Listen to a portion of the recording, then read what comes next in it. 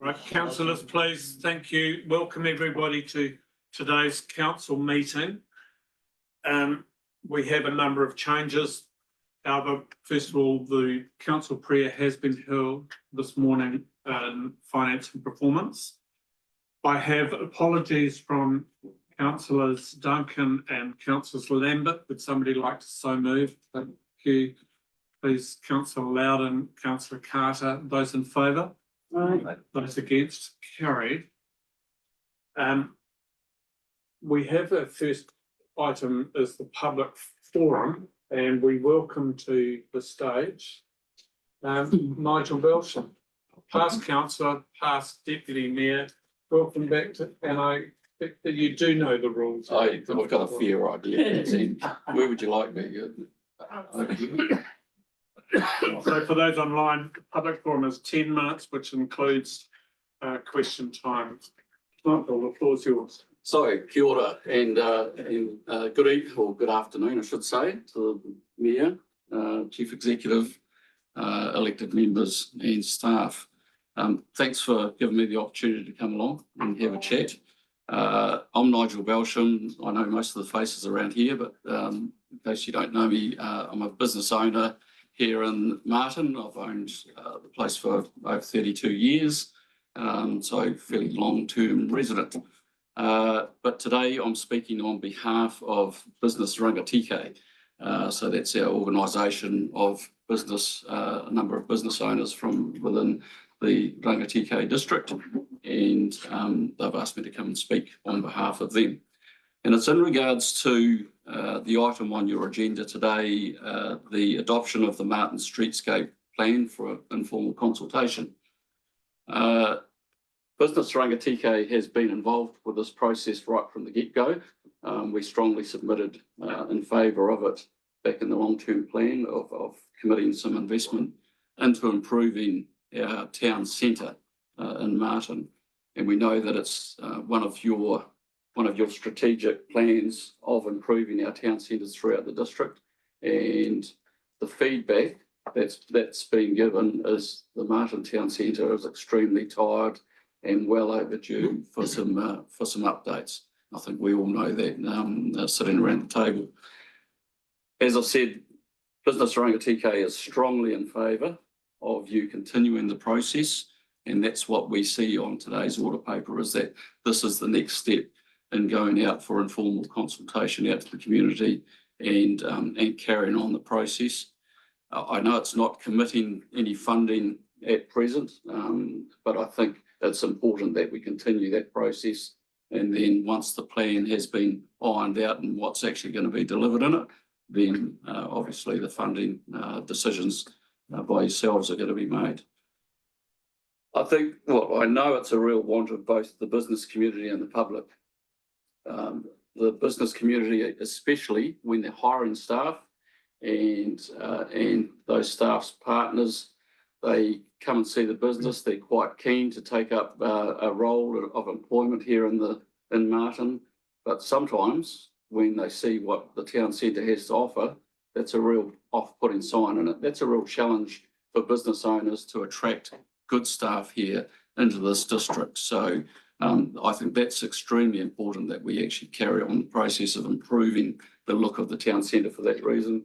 And we've also heard from the public that they know the town centre is looking tired, and they'd love to see an upgrade of that to really improve and make people feel proud of where they live, proud of it and what it looks like. So again, this process goes towards sorting those issues out.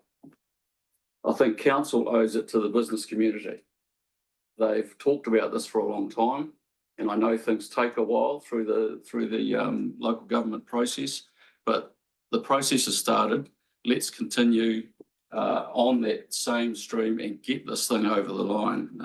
You know, it's pointless getting to the stage where we've got to now, the money that's been spent to now, and then throw the baby out with the bathwater without actually delivering anything. So it's very important that you as council continue to be strong in regards with these decisions.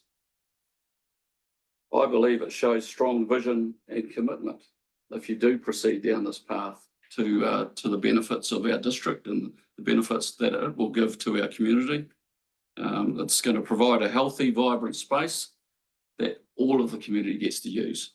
So not just the business people, but I don't know if there's been a foot traffic count, but I know it's huge. It's probably one of the most utilised spaces within our district, that town centre area. So all of the community will get to use that. So that's why Business Rangitikei is strongly in favour of the first option on your order paper of adopting the Martin Streetscape Plan for informal consultation and continuing this process. So be strong, be bold, be visionary, and continue this process, please. And I'm happy to take any questions. Questions, Councillor Loudon. Thank you, Nigel. From the Rangitikei Business Association's perspective, owning businesses and some owning property, I know you've done well to improve your property. What are the business owners and building owners wanting to do? Have their plan to work with council on upgrading our streetscape? So, I mean, I can't speak specifically for individual business owners, but I know there's a want for them, if there was some support that came through this process for building owners to help upgrade, whether it's painting the facades and cleaning up the facades. That could be an important part of this plan if that's delivered, to help give them the injection to get them off their butts, so to speak, and start improving. Sometimes a lick of paint is all it takes to some of these buildings to actually improve the visual aspect of them. I know long term there's going to be some tough decisions around earthquake strengthening on some of these buildings. So, you know, that's each individual owner's personal decision that they need to make. But I think this plan actually can provide the impetus to try and get those building owners who may be hanging back a bit to actually go and improve some of the streetscape view of their building. Yeah. Thank you. Two questions from me, Nigel. The first one is, when you talk about privately owned properties, are you now advocating that we spend council resources on doing that? I think that becomes part of the plan, and if the public agree with that, then I'm fully supportive of it. I would advocate for that, and I would say it's an assistance rather than a full-blown support of carrying out the process. It's some sort of assistance to those building owners that are lacking, because basically in the long term, whatever assistance can be provided is going to benefit the whole of the community by seeing an improved visual look of the main street. The second question is, you're suggesting that we don't commit funding, that comes out of a consultation process presumably later. Well, I see you've already committed to the $2 million through the long-term plan, which has then been shifted out to the 26-27 area, and that to me would be part of the consultation process around what sort of funding do we continue to put towards this and put aside for it. Thank you. Any other questions, councillors? Councillor Wilson. Thank you, Your Worship. Nigel, how many members would you say you represent? We have 40 late 40s in contacts of business owners through the organisation. Paid up members, I believe, currently paid up is about 29. Thank you. Yeah, but it is continued to grow strongly. Yeah, it's obviously a reasonably new organisation. So, and we support the financial contribution that council provides to us to deliver those BA5 meetings. Councillor Carter. You're saying that the business owners are waiting for something to happen. Why have they not initiated their own self-help project and started cleaning up their properties to make the street look like it needs to be upgraded? Well, the other actually, way around, because if we upgrade the street, no one cleans up their properties, it'd be a pointless blooming exercise. thank you, councillor. If you took a walk through the street, you would see there's a number of buildings that have already started that process. There are some that are hanging back, but there are some that have already started that process. So I believe this injection will go to show those other building owners that the council actually support what they're doing. So, yeah. And add to that, is there any pressure put on those ones who don't do anything from your organisation to uplift the look of the street? We've had some conversations. Yeah. Take a final question, councillor Loudon. Of your members of your group, how many building owners are involved in that group? I haven't got those stats to hand that actually own buildings, but a lot of them are involved in businesses, so they would have some influence, obviously, directly on those business owners if they don't own the business themselves. Yeah. Thank you, Nigel. Thank you for continuing to care about our community, and thank you for the leadership that the association provides. Pass that on to council will make some decisions due course. All right. Look forward to viewing online. Thank you very much. Thank you. Thanks for the opportunity. Yes. In terms of the changes of order of business, what I'm going to do next is take the Mayor's Task Force for Jobs presentation, item 11 on your agenda, councillors, page 70, and then I'll come back with some further changes in terms of the order of business. So I welcome Louise and James Towers to the table. Jared, are you going to take lead through this? Thank you, Your Worship. Thank you, councillors. Look, very minimal amount of introduction from me. The purpose of what we're Sorry, doing. can I just stop a second? No, it was just to raise the conflict of interest of Georgie there. Yes, if you've got a conflict of interest with this item, be aware this isn't a decision making, it is an informative item rather than a decision making. I wouldn't see that as a conflict. So take any guidance. That's correct. So it's fine. We concur. So thank you for raising it. Sorry, Jared. So where we're at the moment is the purpose of this session is to allow James and Louise to provide a presentation and an update on the final year of the funding agreement last year, which was 24-25. They're going to provide us with a bit of an update on the performance and provide an opportunity for a few questions and things like that. So I'll pass over to James and Louise to take us through the year. Cool, thanks, Jared. Hi, everyone. I'm James Towers, for those who don't know me, and this is Louise McCord. We've been running the Mayor's Task Force for Jobs here now since May 2020, so coming up through our 6th year. So it's been great. So if you put the next slide up. So for last year, we achieved 125 outcomes for the Rangitikei district. There's 34 districts in the Mayor's Task Force for Jobs, and we've consistently been in the top 5% for the last 5 years. So we're very proud of that. Of the 125 outcomes we achieved last year, 114 were MSD related outcomes. So that MSD is the ones who fund us. So it's important that we achieve most of the MSD ones, and 11 were non-MSD. So, but we count every outcome that we get. Because we won't always be funded through MSD.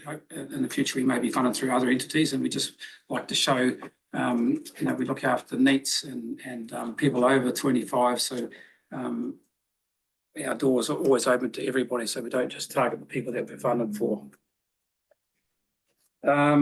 Nationally, the Mayor's Task Force did 1,275 last year, and our target was 1,100 across the motu. So again, pretty good effort. Ethnicity wise nationally, some people asked this question, so I thought I'd preempt that. So I haven't got the figures for Rangitikei, but New Zealand European 50% were our outcomes, Maori 38% and 5% Pacifica. The top four of our outcomes on the graph there, primary and farming, which you expect to be in this district, 23%, retail and hospitality, 18%, transport and logistics, 18%, and manufacturing, 11%. And would it be too dissimilar for Rangitikei? Same, yeah. Next slide. These are just a few highlights. We do an annual report to Wellington and pictures tell 1,000 words. So rather than writing a whole lot of stuff, we had a big challenge this year. So just the picture above our year, that was a meeting we went to in Ratahi, sort of mid-year when the mill was closed. So the mill closure didn't only affect Ruapehu district, but it affected Rangitikei district as well. So we were there with Andy and Mayor Western Curtin as well. Listening to the people. Fortunately, a lot of the people that lost their jobs found jobs. So we were able to help some of the local people, and we had a guy called Paul Howell who worked at the mill, who worked with Louise and helped us to help the people. But most of those people found jobs, which was great.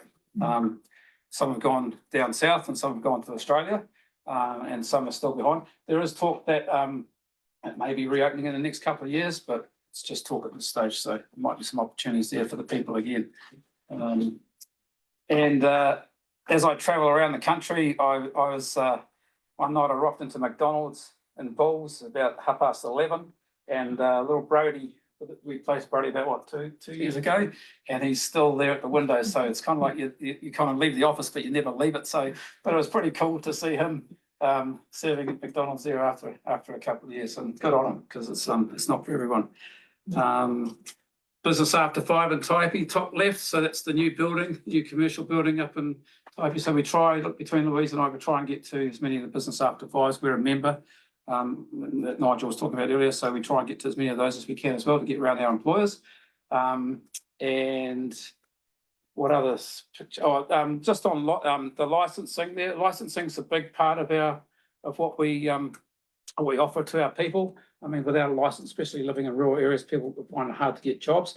A lot of people get criminal convictions for not having licenses. I haven't got our local stats, but across the 1,275 from last year, 14% of the people that came through our doors had no license. 30% had their learners, 30% restricted, and 25% had their full. So most of the ones with the full and restricted are probably people that aren't in our core sort of demographic, but just gives you an idea. But if we can get licenses for people, it's kind of life changing for them. So we put a lot of emphasis on that, and Louise does a lot of really good work in that area. Anyone else there, Louise, you want to talk about? Yeah, so we have a variety of people coming through our doors, all ages, and as James said, we don't turn anybody away because we're here for the community, even though we have our cohort groups that we do work more closely with. Everyone is important to us. James mentioned driver's licenses. I'm a ex-policewoman, so a little bit passionate about people being legal on the road. We don't refer people, young people, or doesn't matter what age, to jobs if they're going to get there illegally. We can't do that. We represent the mayor and we make people need to be legal. So driver's licenses are critical. So yeah, we do a lot of work in that area. We support many businesses, huge variety of people, and quite a lot, they get a job and then they just pop back in, just come to say hello. And I have had a lady come in this morning. She phoned me last week. I helped her about 5 years ago and she's now looking for some more work. Do you remember me? You know, so it's pretty cool. A lot of hugs and smiles and away we go. So yeah, I like to think we help a lot of the businesses across the Rangitikei. Appreciate the business support. It's not always easy. For me, it's all about the right person for the job. And if an employee comes to me, as all the years I was a work broker and now I'd rather say, I'm really sorry, I haven't got the right person for you at the moment, but I will keep my eye open or I'll contact MSD. There's no point me putting somebody forward who's not the right fit. And it's not fair on that young person because we want, people are going to stay in a job if they're in a job they want to do. Okay, so we had a huge success rate on people staying in work. And we did quite a lot of, because you don't know what you don't know, particularly young ones, even though they think they know. we give them a try at a job. And we don't knock them if they've given it a job, you know, a day's trial and they come back, it's not for me. Well, that's fine. That's absolutely fine. They gave it a go. I've just tried a young guy only about a month ago into forestry planting. He did a day and a half, but he gave it a go. And he came in thinking I was going to tell him off, but no, I said, you gave it a go. Well done. So I've got other ideas of work for him. So yeah, we got to encourage giving it a go. So and I would like at this point to thank the councillors, Mayor Andy, Jared and Kat for the support for last year. We couldn't have done it without you. It was hard work, it always will be, but we're here for the young people in the community. So thank you, everybody, for your support. Just finally, as Louise has eloquently put, many of our youth outcomes in 2024 were developing young ones into employment rather than the need to access the benefit system. So a lot of 17 and 18-year-olds. And I had one in Taipa the other day, actually. They come in very, very enthused. They can't access the benefits, so they're very keen to get some pocket money and get out there and do some work. And it's it's always a highlight to get one of those people into work so that they don't have to enter the benefit system. Challenges for this year, the job market's a little bit quieter across the Motu this year, and obviously everyone's aware that small businesses are struggling a little bit. There's been about 278, I think, nationally that have gone into receivership this year, which is a bit unfortunate. And we have a new contract with MSD that's slightly different to the past. So our target this year is 18 to 24-year-olds on a benefit. So in the past, we've been able to deal with NEETs, which is 15, 16, 17-year-olds. And we've been able to get an outcome on a 25 to plus person or a person with disabilities. So a lot of those have gone. Minister is keen to see up to 50,000 people off the benefit. So we're trying to help with that cohort. We're more reliant on referrals from MSD, but the pictures there, Louise has fantastic relationships with our Martin office and our Oakuni office. So we've got good friends in there. So we'll just continue to work together as hard as we can to achieve those outcomes. Opportunities coming up. We talk a lot with Jared and Andy. We've got a new RDC contractor on roading, so we've met with them. And hopefully there's some opportunities there for our people to gain work. The solar and the wind farms are coming, they keep coming, so hopefully they'll be here soon. And obviously there's some more work going on at Ohakia, but as councillors, if you ever hear of anything that's happening in the district, we'd appreciate a heads up if there's an opportunity to take a young person from us. Sometimes we don't mind, but they take an old person and a young person because our old person looks after the young person, because it's a bit daunting for some young people going in by themselves. So anything that councillors here, we'd appreciate that. Again, thanks, Andy. And thanks, Jared and Kat, for all your support. I'll take some questions just before I do so. Effectively, Louise and James are the best in the country. I'm one of 4 governors, and that we put in that question. I worked my way around the room this way. Councillor. James, once again, congratulations. With your outcomes, do the kids get any sort of certificate? Do they go into a training program like for, example, agriculture? No, our outcomes are, it's Mayor's Task Force for Jobs, so it's just getting a job. Oh, okay. If some need qualifications, we can point them in the right direction and encourage the employers. So if a guy wants to be a butcher, we'll encourage them to do a butchery apprenticeship. Yeah. We had, I think it was 170 odd apprenticeships last year across the country.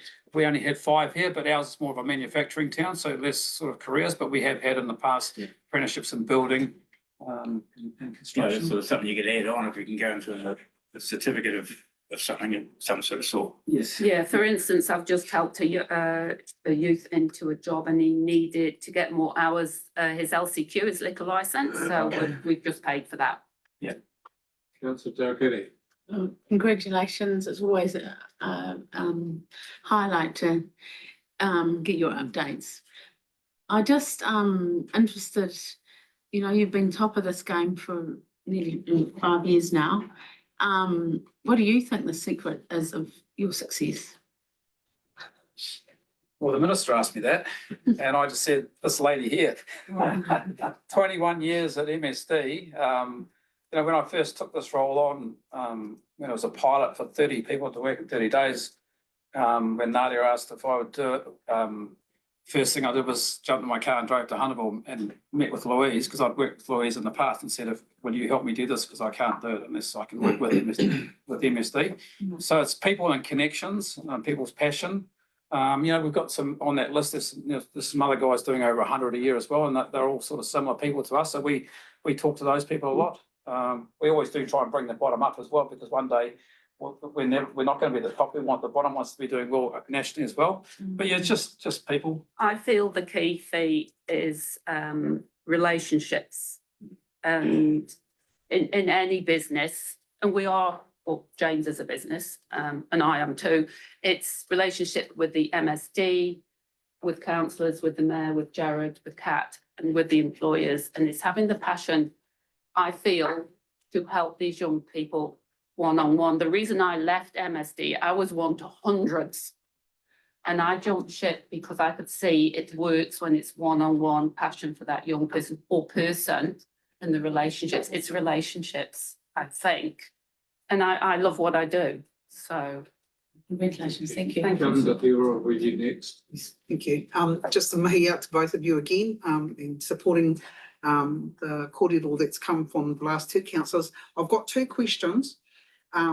So you've said that even though that there's been the challenges now is the change in that contract where the target is for 18 to 24-year-olds, but you've said that if anyone walks through your door, that you're still prepared to help.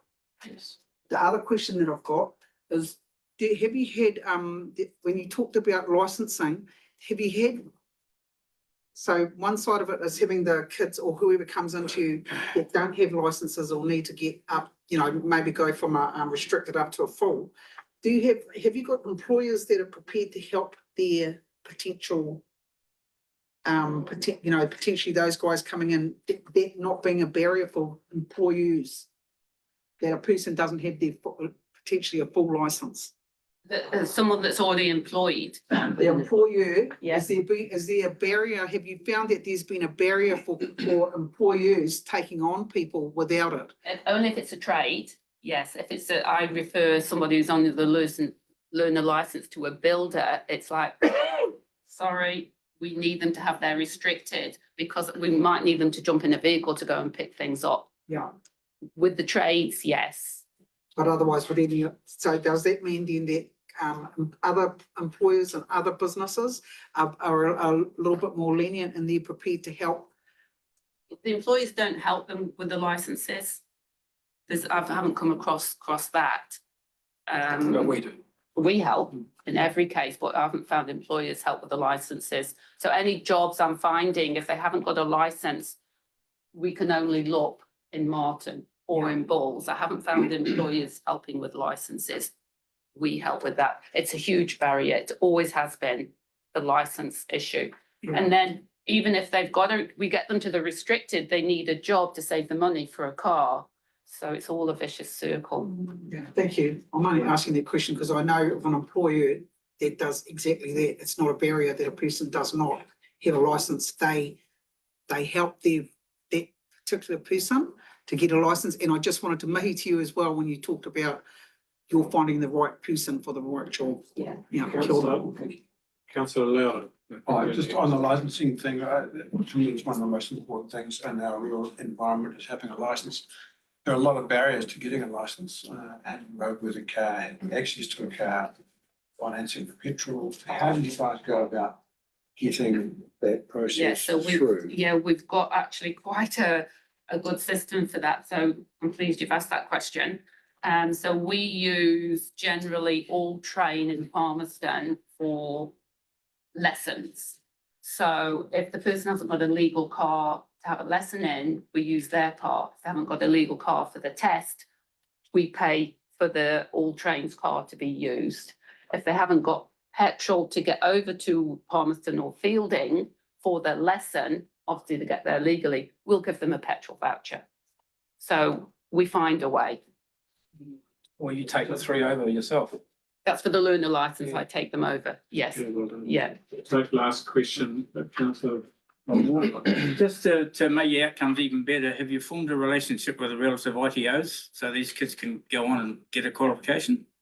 Yep, we, some of them go on to the BCITO for their carpentry good. courses. Yeah. Yeah. Oh, that's right. So no, we, Yeah, just keeps them. yeah, thank you. Councillors, I'd just like to point out, the Task Force for Jobs, there are several programs that run within that. No, so there's the two-year program, Mahi Tāti program, and we have advocated for years directly to the ministers on terms of driver licence training. There have been a series of handbrakes there. There are a series of challenges in terms of switch over to MSD new contracts. But MSD have given a contract for the coming year as well, which is a ground shift in terms of the reception that we get from government. Unless there's anything else that you wish to highlight. I would just say that we would, generally, we spend 80% of the money on 20% of people. And most people just want someone to sit and listen to them, and Louise will listen to you for hours and hours and hours. But, yeah, so it's about having good people listening to other people, and it's not always about the money. So some people need a bit more money to help them. But it's about, yeah, people caring. Thank you. Somebody like to move just the receipt of this report. Thank you, councillor Loud and councillor Dalgety, those in favour? Those against, carried. Thank you. Was there anything else I was going to do there? No. Okay, councillor, thank you, guys. It's a pleasure to work with you. Go back to the conflict of interest declarations. Nothing further. Thank you. In terms of the confirmation of order of business, I am